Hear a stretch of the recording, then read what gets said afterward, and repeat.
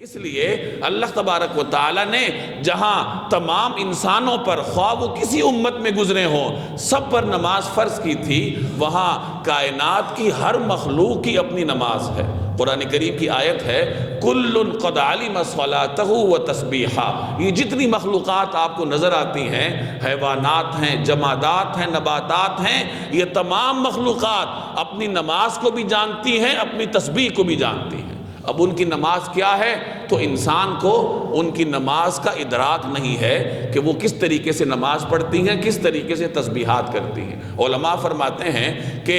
درختوں کی جو نماز ہے وہ قیام ہے کہ وہ کھڑے رہتے ہیں، چوپایوں کی جو نماز ہے وہ رکوع ہے، پہاڑوں کی جو نماز ہے وہ تشہد کی حالت ہے، اور جو حشرات ہیں ان کی نماز سجدے کی حالت میں ہے۔ تو تمام تر جمادات کو اللہ نے ایک مختلف ہیئت سے نماز دی، اسی طریقے سے گزشتہ امتوں کو بھی مختلف ہیئتوں پر نماز دی گئی، کسی کو سجدہ ملا، کسی کو رکوع ملی، کسی کو قیام ملا، اور جب اس امت کی باری آئی جو سب سے افضل امت ہے تو اللہ نے اس کو نماز ایسی دی ہے جو تمام تر امتوں اور تمام تر مخلوقات کی نمازوں کی جامع ہے۔